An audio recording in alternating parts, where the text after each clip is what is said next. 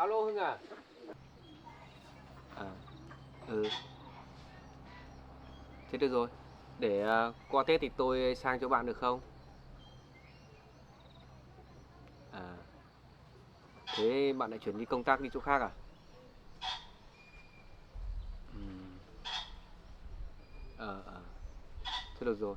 Thế để tôi sắp xếp nhé. Ừm, có gì thì tôi sẽ liên lạc lại cho bạn. Rồi, chào bạn nhé.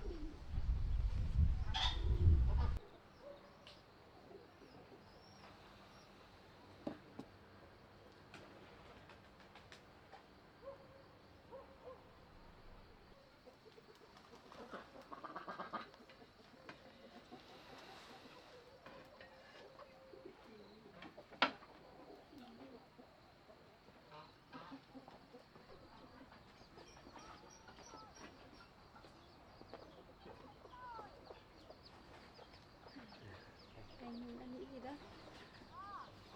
Mục tiêu à? Người bạn mà anh nói chuyện với em hôm trước ấy, cậu ấy cũng vừa mới gọi điện thoại cho anh, lại mời anh sang bên đó để học hỏi thêm một số kinh nghiệm. Có phải người bạn học cùng anh hồi cấp 3 mà anh đã kể với em hôm trước không? Ừ, đúng rồi đấy em ạ. Thế bạn ấy đã bảo gì với anh vậy? Cậu ấy cũng vừa mới điện thoại cho anh, cậu ấy cũng mời anh sang đó để học hỏi một số kinh nghiệm. Nhưng anh bảo để qua Tết rồi anh qua đấy. Nhưng cậu ấy lại nói bây giờ qua Tết thì cậu ấy bận công việc nên muốn anh sang đó ngay bây giờ.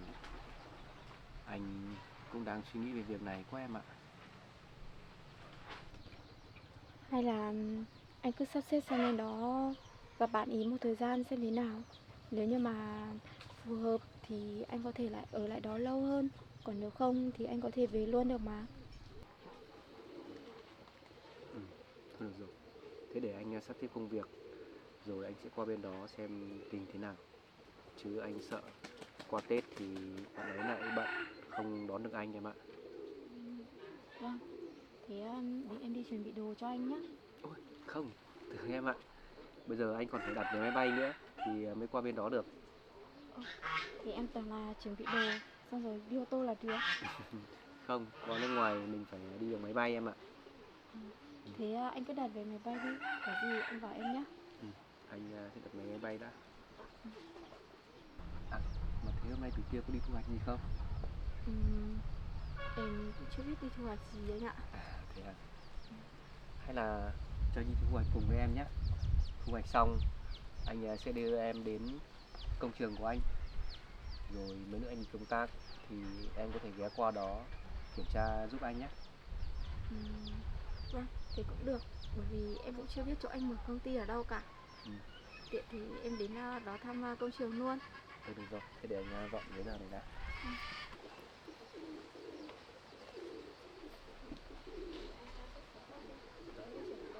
được.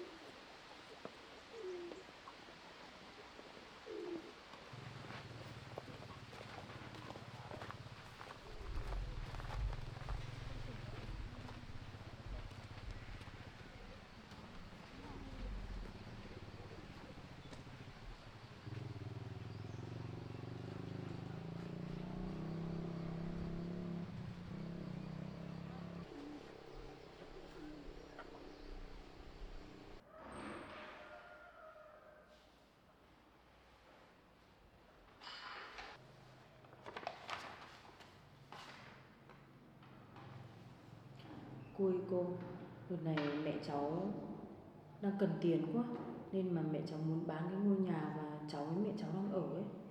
Mà mẹ cháu giao bán có 700 triệu thôi, rẻ mà cháu cũng tiếc quá cô ạ. Ô, thế sao cái ngôi nhà của mẹ cháu đang ở đẹp như thế mà sao lại bán đi có 700 triệu thế á? Vâng, do mẹ cháu cần tiền gấp và nên bán gấp như vậy nên cả nhà cả đất mới có 700 triệu thôi cô ạ. Chứ giá cao cháu sợ không bán được. Ừ. Cái ngôi nhà cháu ấy cũng đẹp mà rộng đấy chứ. Bây giờ mà bán 700 triệu thì cũng rẻ. Nếu như mua vào ấy, mà để một thời gian ngắn thôi là cũng có lãi đấy. Vâng. Hay là cô mua ngôi nhà của mẹ con cháu đi, chứ cháu bán ra cho người ngoài cháu cũng tiếc lắm.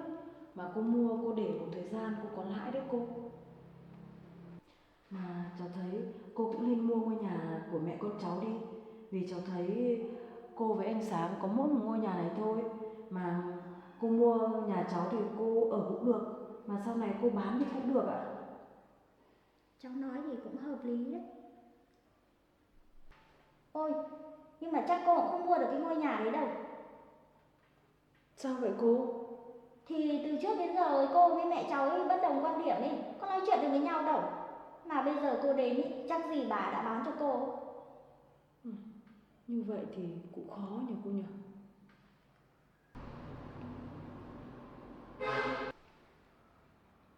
À, hay là cô đưa tiền nhờ bạn Ngọc đi mua cho. Dù sao thì bạn ấy cũng đang chung cổ phần với công ty của cô. Như vậy thì bạn ấy ra mặt bạn ấy mua, xong bạn ấy làm giấy tờ thủ tục thì ngôi nhà đấy vẫn thuộc với cô, mà cô lại còn không phải ra mặt nữa. Ừ, nếu mà cậu học đứng ra mua ngôi nhà đấy ấy, thì cô cũng không cần phải đến gặp bà ấy nữa. Mà mẹ cháu thì cũng không biết là cô mua ngôi nhà ở đâu ấy nhỉ. Vâng, đúng rồi đấy cô. Ừ, thế được rồi, cháu hẹn Ngọc đến đây đi. Thì cô đưa tiền cho, để cháu hướng dẫn cho Ngọc mua ngôi nhà đấy nhé. Dạ vâng, bây giờ để cháu gọi điện cho Ngọc đến đi luôn. Alo, Ngọc à? Tí nữa đến cậu sắp xếp công việc đi, xong là tí đến ngay nhà cô Nghĩa. Cô ấy nhờ có chút việc nhá. Rồi ok. Thế nhá. Chào bạn. Cháu gọi điện cho Ngọc rồi. Tí nữa bạn ấy sẽ sắp xếp xong công việc và sẽ đến gặp cô đấy ạ. Ừ, thế được rồi. Mà cháu phải về nhà trước để cháu nói chuyện với mẹ cháu. Chứ cháu mà về cùng Ngọc thì mẹ cháu nghi ngờ mất cô ạ. Ừ, thế được rồi, thế cháu cứ về để sắp xếp ở nhà đi. Dạ vâng ạ.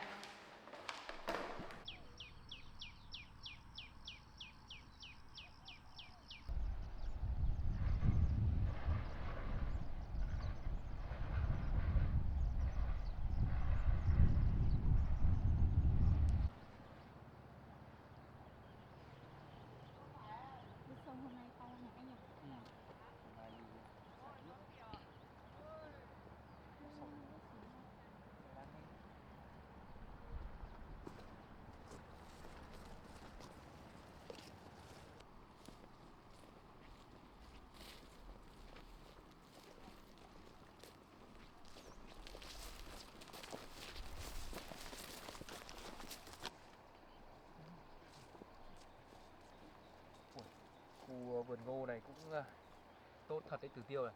Nhỉ? Cây ngô to nhỉ. Ừ. Ngoài soi này cũng có nhiều cây ngô to lắm.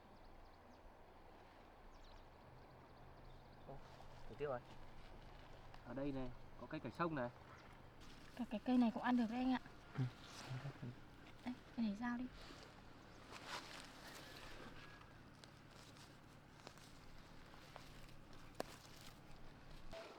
Đấy, Từ Tiêu này, xem cây rau này tốt chưa? Cây này ngon nhỉ. Ừ. Chắc là mùa này nước sông hay dâng lên nên là đất nó ẩm nó mới mọc tốt thế đấy anh ạ. Giống rau cải sông này, ăn cũng rất ngon đấy Từ Tiêu ạ. Vâng, là món luộc hay là xào cũng ngon nhỉ. Ừ. Hay là nhiều thế này mình hái mang đi chợ bán đi. Ừ, ý kiến này của Từ Tiêu cũng được đấy. Em thấy rau này ngon thế này chắc là nhiều người thích ăn đấy. Ừ.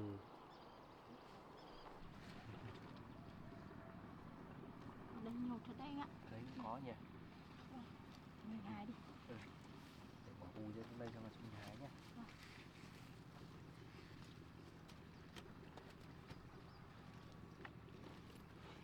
Em được cái túi là to.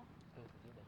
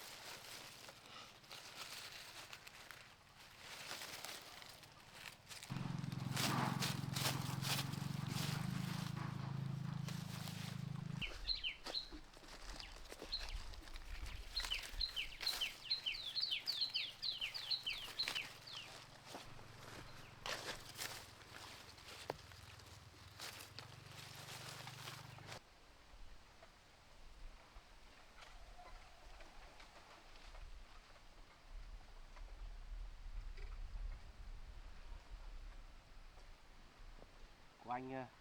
Đứa bọn anh rất là đầy vui với giới thiệu. Vâng.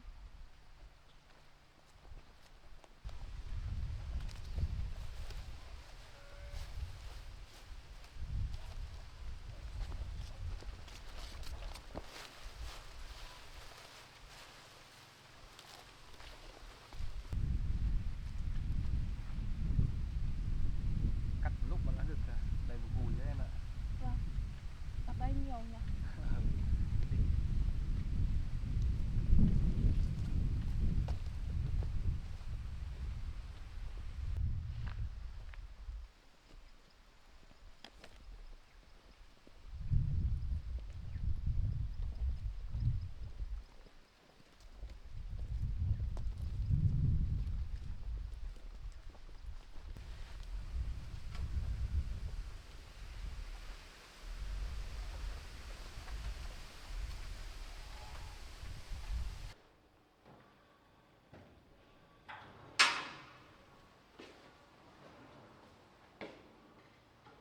Cô Nghĩa ơi!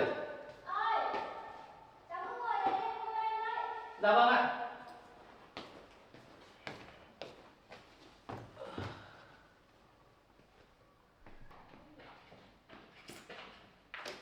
Cháu chào cô ạ. Chào cháu. Cháu nghe Linh nói là hôm nay cô nhờ cháu có việc gì ạ?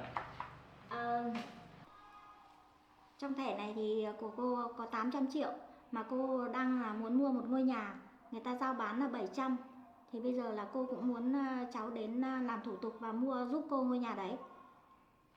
Thì đây cháu cầm số tiền này đi, mà cháu đừng nói với họ là của cô mua nhá. Vâng ạ, nhưng mà tại sao chúng ta phải giấu người ta ạ? Tự vì là cô với bà chủ đấy là bất đồng quan điểm từ xưa rồi. Dạ, vâng, thế thì cháu hiểu rồi. Vậy cô cho cháu địa chỉ nhá, để cháu qua đấy cháu làm việc với người ta. Thế thì cháu cứ chủ động gọi điện cho Linh đi, Linh nó biết ngôi nhà đấy đấy. À thế ạ, vâng, thế thì để cho cháu điện cho Linh nhá. Hoặc là có gì cháu đi làm với Linh để qua đấy. Thì bây giờ cháu xin phép cô nhá. Tôi chào cháu. Dạ vâng ạ.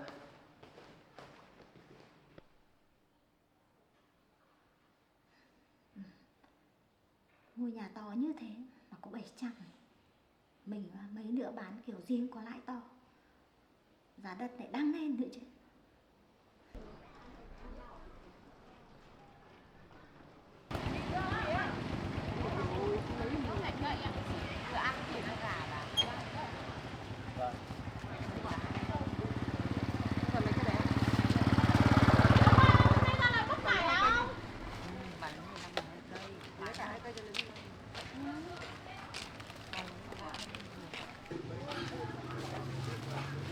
Rau gì? Rau cải cậy ạ. Nó phải đồng với bà. Phải đồng ấy.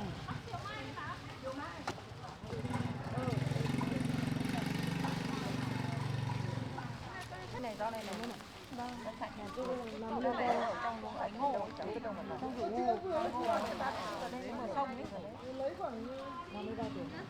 Chỉ cho bán cả lá gà cho bà. Tao có mỗi một con đấy nó cắt cả. Tao được cắt. Có tính cắt cho tất cả. Tính ra cũng nghe bác cả. Thì đấy thì tao tôi nó lắm thế để ăn.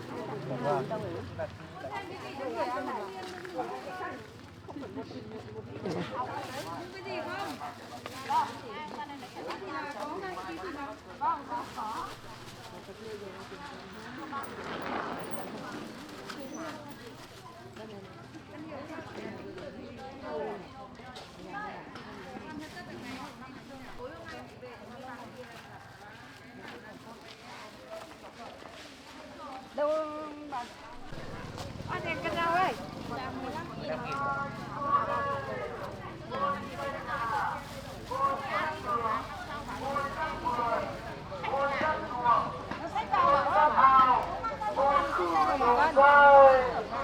Ai mua ơi, ai mua nào, ai mua ơi, ai mua nào. Cái tí đó. Quay thấu cho bạn ạ. Vâng. Đây ạ, 1 cân tươi rồi đấy. Con ngày nghỉ chơi là thế nhá hả? Cần của anh. Cô mua một ít. Cháu thử. Cháu vừa đi hái về ngon. Rau ngon lắm ạ. Cái đồng cho tỏi.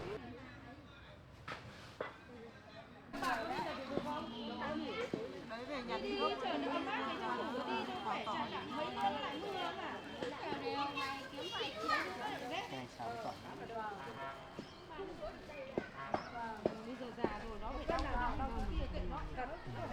Xong.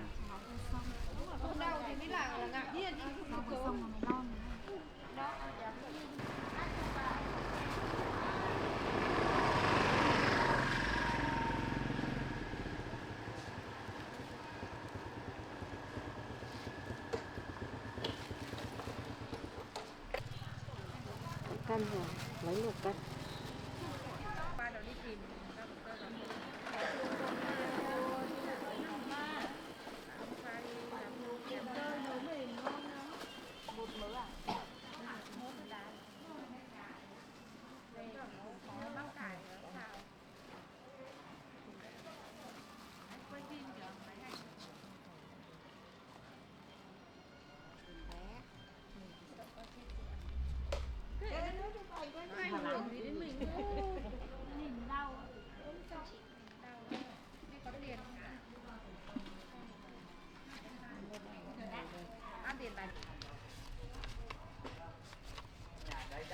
Cháu gửi ạ.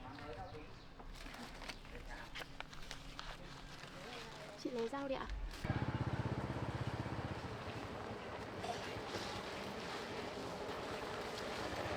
Vâng. Chị vừa mới chặn đấy cho thế bộ. Tôi ở buổi đấu giá định giúp tôi mua cây vân bậc lưu âm cấm, tiếc là có người.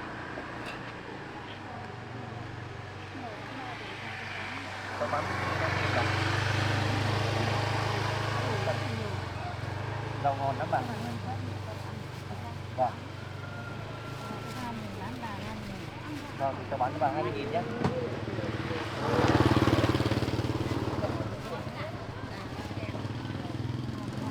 Vâng, có vừa mới đi hái về đấy bạn. Vâng.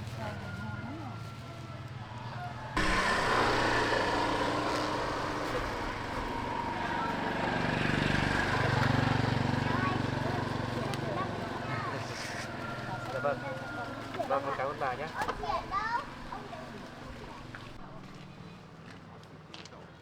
Ôi, hôm nay có rau cải cậy ngon đấy. Vâng. Chị bán bằng nào cân em? Em bán 15.000 thôi chị ạ. 15 rồi á, cho 2 cân. Để ăn rồi bỏ. Vâng. Chúng to to mà. Cho mỗi túi cân. Vâng. 30 rồi. Túi cân này. Về ăn túi còn đi cho túi. Vâng. Rau này là ngon. Ôi lấy đỏ nhỉ? Ui ngon dã man.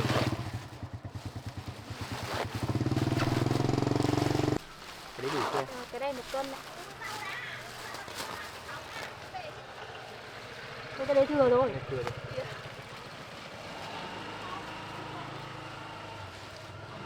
Được rồi, hơn 1 cân. Đây chị ra xe lấy tiền nhé.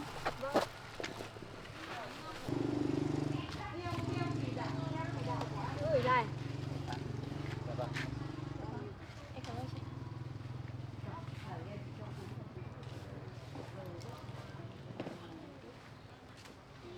Bên đấy để lại một ít anh nhé.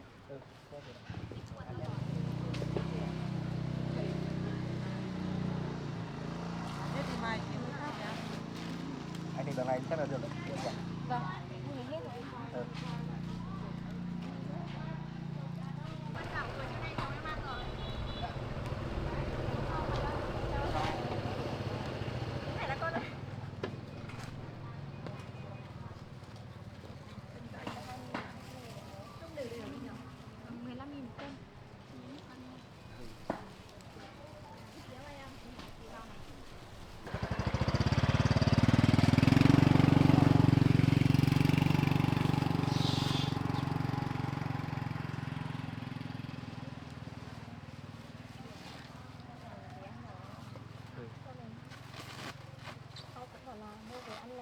Thế rau này lẩu không nhỉ? Lẩu mới sao tỏi.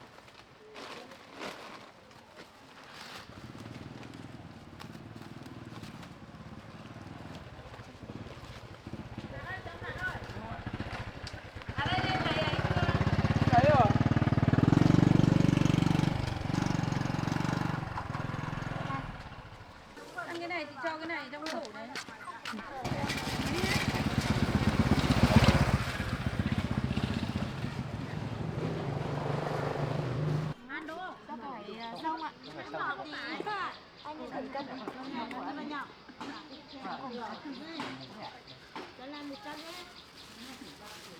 100 nhé.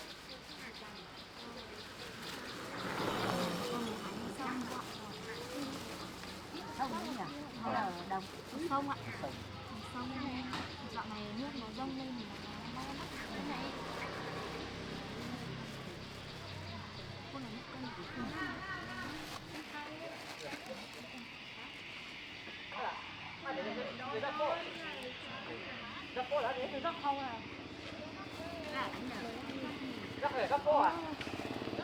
Con đâu gì?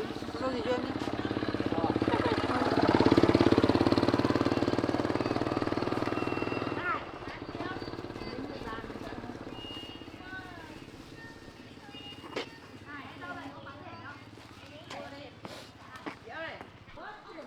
Còn một ít này nữa thôi em ạ nhỉ.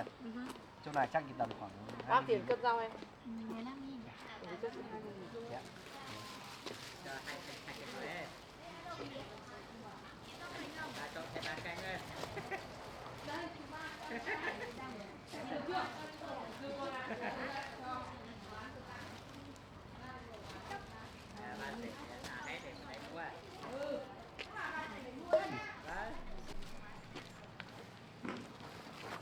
Cái này 15.000.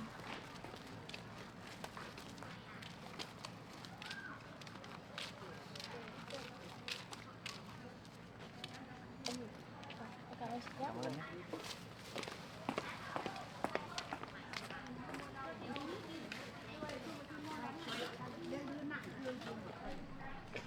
Bỏ cân.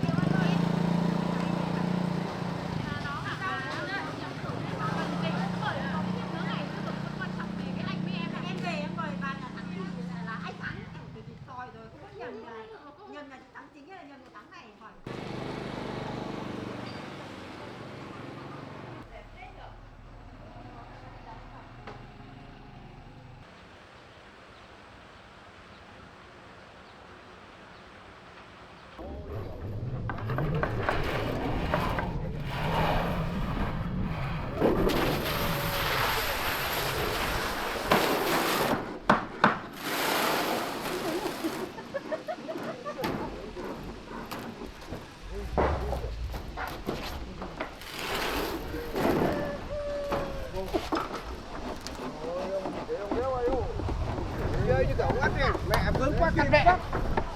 Mẹ vướng quá.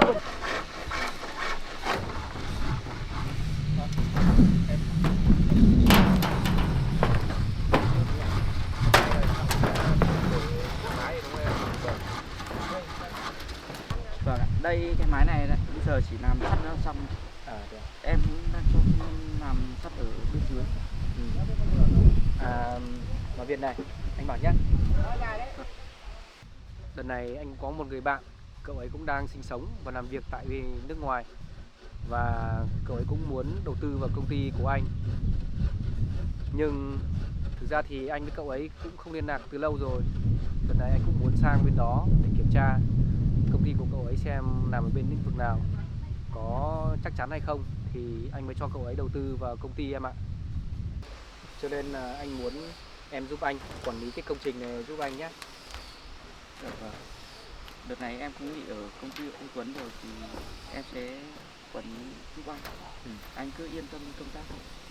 Anh cũng muốn rằng bản thiết kế của công trình ấy thì anh cũng đã giao cho bên thi công rồi em ạ. Nhưng anh cũng muốn em ở đây giúp anh kiểm tra cho công trình giúp anh nhé. Anh cũng muốn mọi thứ của công trình xây dựng công ty của anh thật là hoàn hảo. Và em ở nhà thì có cái vấn đề gì thì có thể là em tự quyết định giúp anh cũng được, cũng không cần phải có điện cho anh nhiều đâu. Anh muốn giao cho em toàn quyền quyết định cái công trình xây dựng công ty này của anh, bởi vì anh cũng không muốn là em gọi điện cho anh nhiều. Bên đó anh chỉ sợ bận công việc rồi anh sẽ không nghe được điện thoại của em nhiều đâu. Anh sẽ muốn dành tất cả thời gian để học hỏi kinh nghiệm ở bên nước bạn đấy. Em cầm theo bản thiết kế không?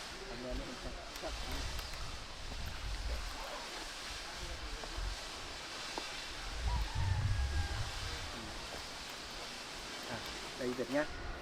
Bảo này, cái phần này này, đây là anh dự định phòng giám đốc anh sẽ đặt ở đây. Còn đây nhá, đây là phòng này là để dành riêng cho kế toán này. Đấy.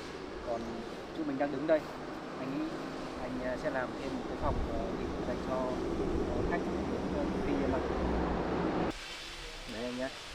Mà phần đổ mái xong ấy, nếu mà em cứ cho công nhân làm đúng theo cái thiết kế đi nhé. Vâng. Thế đợt này anh đi một mình hay cùng chị có duyên đi cùng? Đợt này thì anh đi công tác chỉ một mình thôi em ạ. Chỉ tiêu cô ấy ở nhà. Mà ở nhà ấy, thì em có vấn đề gì, gặp khó khăn hay có vấn đề gì thì em cứ bảo chị Tiêu giúp đỡ nhé. Thực ra thì về kỹ thuật thì em cũng không biết đâu. Nhưng mà nếu công việc ở đây có công việc gì cần chị giúp đỡ thì em cứ nói, chị sẽ cố gắng giúp em. Công trình này cũng sắp vào điện rồi. Được rồi. Thế ở nhà có việc gì thì em giúp anh nhé.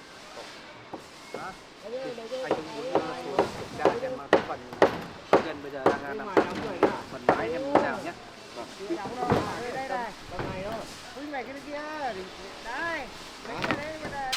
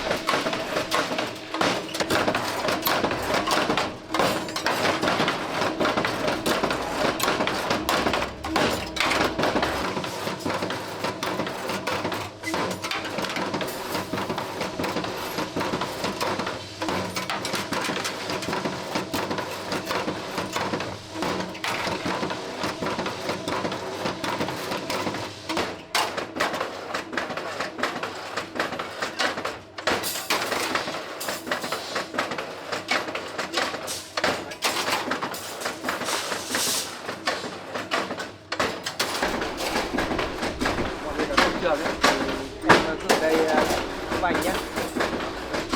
Anh yên tâm ở đây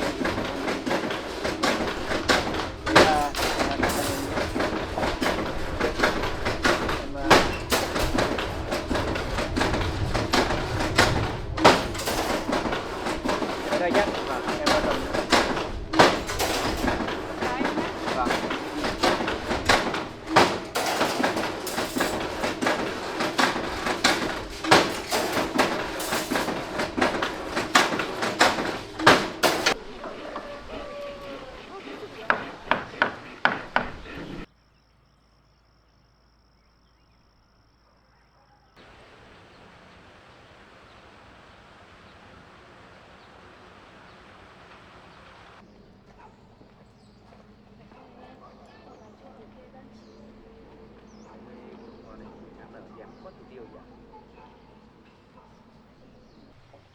Những bông hoa này mỗi bông một màu khác nhau anh nhỉ?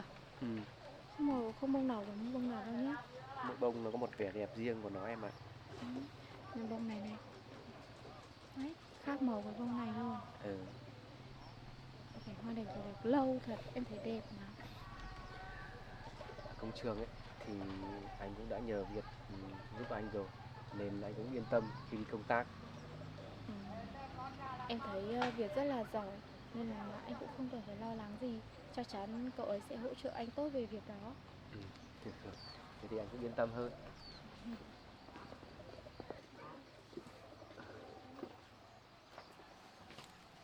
Anh gói cái lau ra.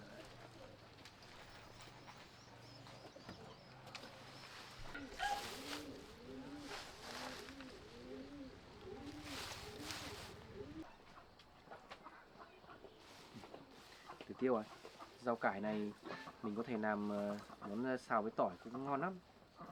Vâng, thế thì em đi bắt một con gà thì cho anh ăn.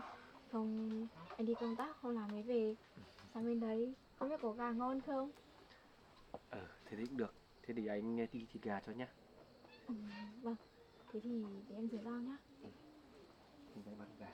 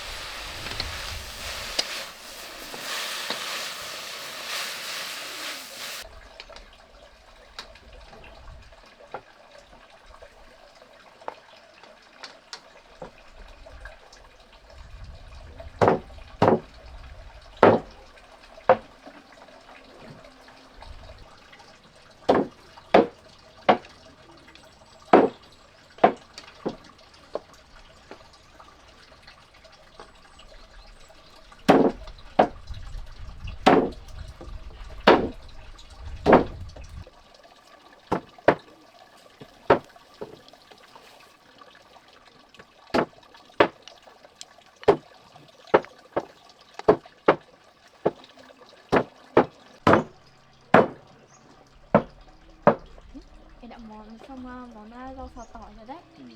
Món này có tỏi rất thơm rồi đi ạ. Anh định làm món gì đấy? Anh làm món gà rang muối được chưa ạ? Nghe đã thấy hấp dẫn.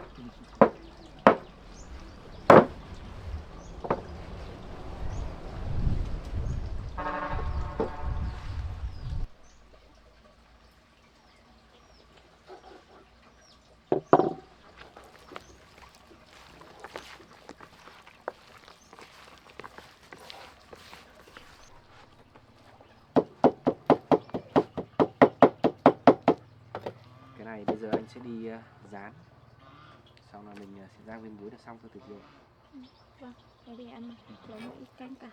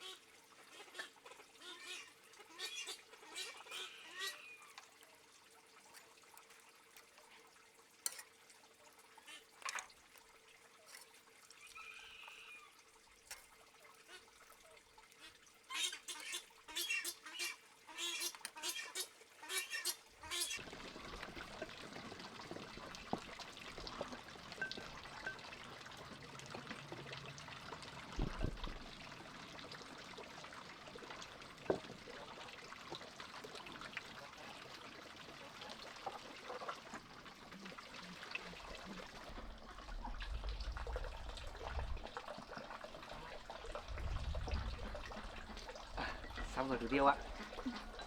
Anh ngồi ăn đi. Toàn là món ngon anh ạ. Con ơi cháo này anh làm đâu thế? Đây, này cho.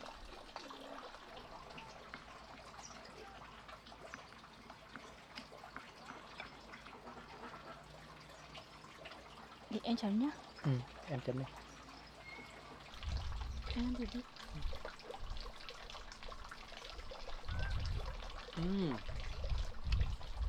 Thịt gà vừa mềm, nước chấm nữa, ngon lắm thủ tiêu ạ. Em ăn đi. Vâng. Em xin. với cả bác canh cả nấu với thịt gà nữa, vẫn còn đang ấm lắm. Anh ăn đi. Thử nhé.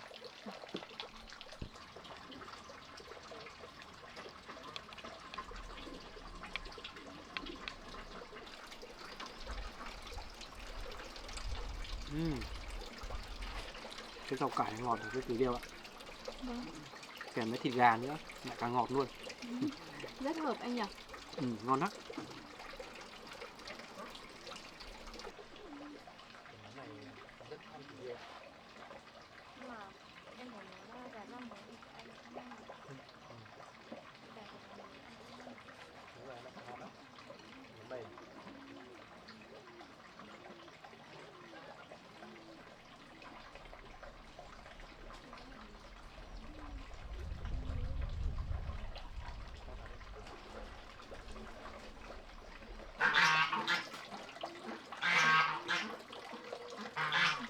Ăn bát canh cải nước nóng ngon nhỉ anh ạ. Anh Nó thấy có- ấm cả người luôn. Nó có gừng nữa, mà gừng cũng cay và ấm hơn.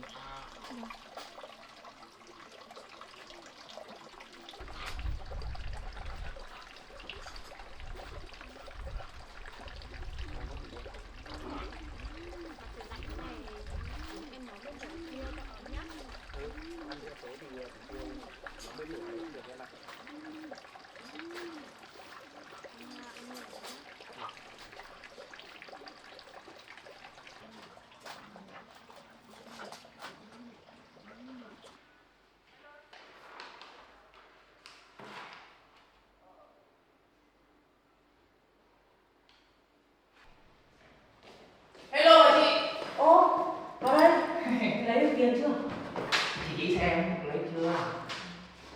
Biết bao nhiêu tiền không? 800. Thế thì ngon. Hẳn 800 á. Tao nghĩ là bà già này dễ dụ thế đâu. Em thì quá dễ dụ ấy chứ.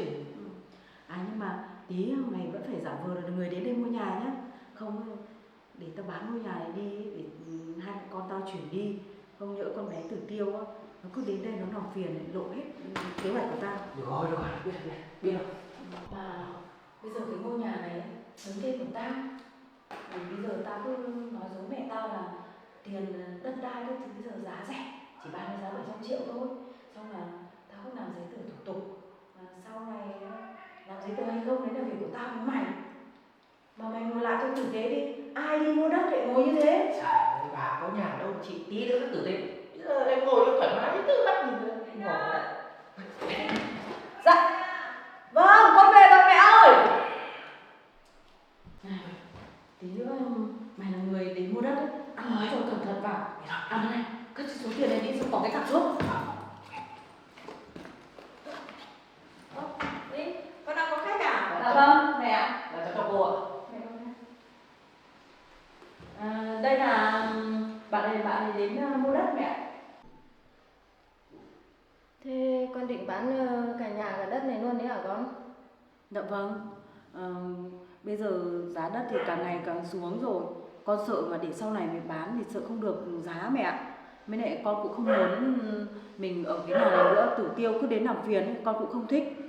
Mà con cũng tìm được một ngôi nhà nho nhỏ để cho mẹ con mình để ở rồi mẹ ạ. Nên mẹ an tâm nhá. Thế con quyết định thế nào cũng được. Là cháu cho cô, bây giờ là lúc nãy cháu có trao đổi qua với Linh rồi ạ. Thì thống nhất với nhau là 700 triệu. Cô là người lớn, cô xem như thế có được không ạ? Thì cô ngôi nhà này thì cô cũng đã sang tên cho Linh. Thì bây giờ thì là chắc Linh nó cũng tham khảo giá cả thị trường hết rồi. Thì bây giờ cô nhường cho Linh quyết định. Dạ vâng. Thì thôi thế cũng được con ạ, bán nhiêu nhiêu cũng được. Thì con quyết định bán bao nhiêu thì con bán. Dạ vâng ạ. Thế giấy tờ thủ tục là con đã làm xong chưa? Mà con phải cầm tiền rồi mới làm giấy tờ cho người ta đi nhá. Dạ vâng. Mà cậu hôm nay có cầm tiền đến để đặt cọc không đấy? Nếu không tôi không làm giấy tờ cho cậu đâu nhá.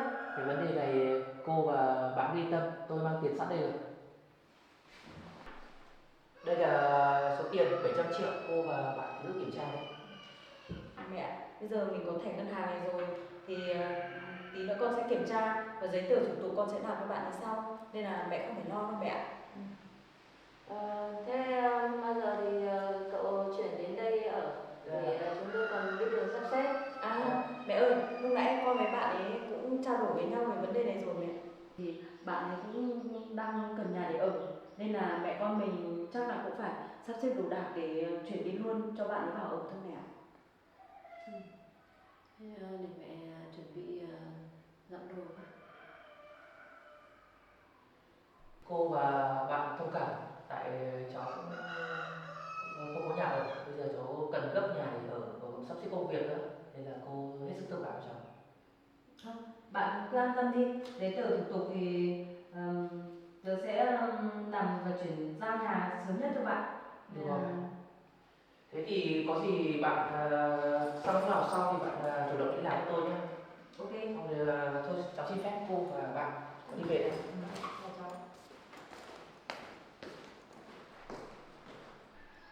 Mẹ đừng buồn nhé, con cũng tham khảo giá cả thị trường rồi, nhà mình mà bán được 700 triệu như thế là cũng được giá đấy mẹ ạ.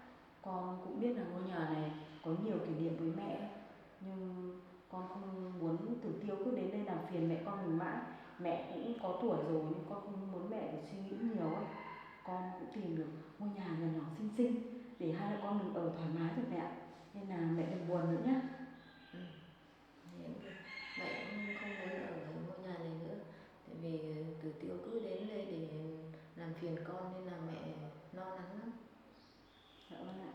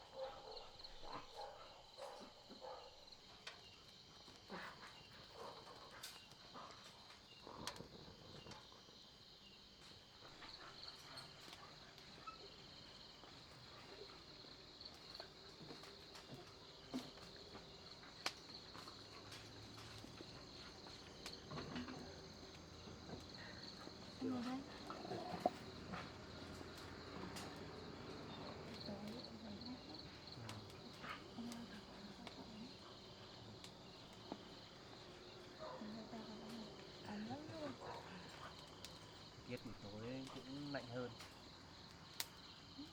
Có ấm không? Ấm lắm. Ngồi bên bếp lửa thế này anh có thấy ấm không? Anh cảm thấy rất ấm lòng Tử Tiêu ạ. Thế nếu như mà anh đi sang bên nước ngoài công tác rồi thì ở bên đấy có bếp lửa như thế này để cho anh sưởi không?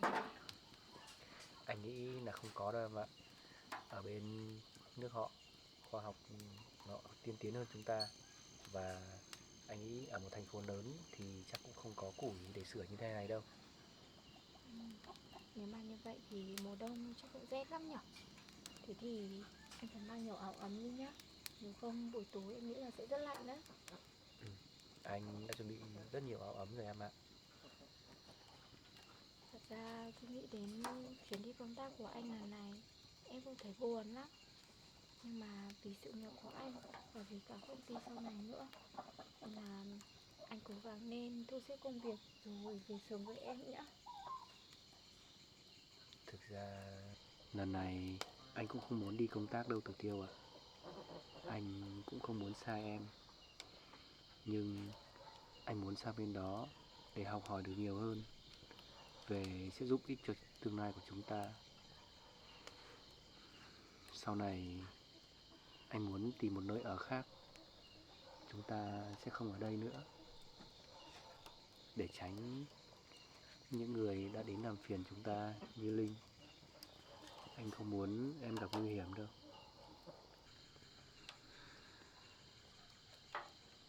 Thực ra nhiều lúc em cũng chỉ mong muốn có một cuộc sống đơn giản và bình yên. Giàu có hay những lúc nghèo, chỉ cần anh luôn ở bên em là được. Anh cũng vậy. Sang bên đó anh sẽ cố gắng để học hỏi nhiều kinh nghiệm, rồi anh sẽ mau về sớm với em. Anh cố gắng lên nhá. Sau lần đi công tác lần này, anh mong rằng cuộc sống của chúng ta sẽ thay đổi. Không có ai làm phiền đến chúng ta nữa. Và chúng ta có một gia đình nhỏ thật hạnh phúc. Và có cả những đứa con nữa. Đối với anh, cuộc sống như thế anh nghĩ là đủ rồi. Nếu mà như vậy thì anh sang bên đó phải cố gắng học hỏi thật nhiều nhá. Anh biết rồi Tử Tiêu ạ. Mà chuyến đi công tác lần này anh đã nói với bác gái chưa? Anh chưa. Chắc anh cũng không nói với mẹ đâu. Bởi vì anh cũng đi công tác có một vài ngày thôi. Với lại hiện tại bây giờ mẹ còn đang giận anh lắm mẹ. Bác gái chỉ giận anh một tí thôi. Còn em biết mà, bác cũng thương anh rất nhiều.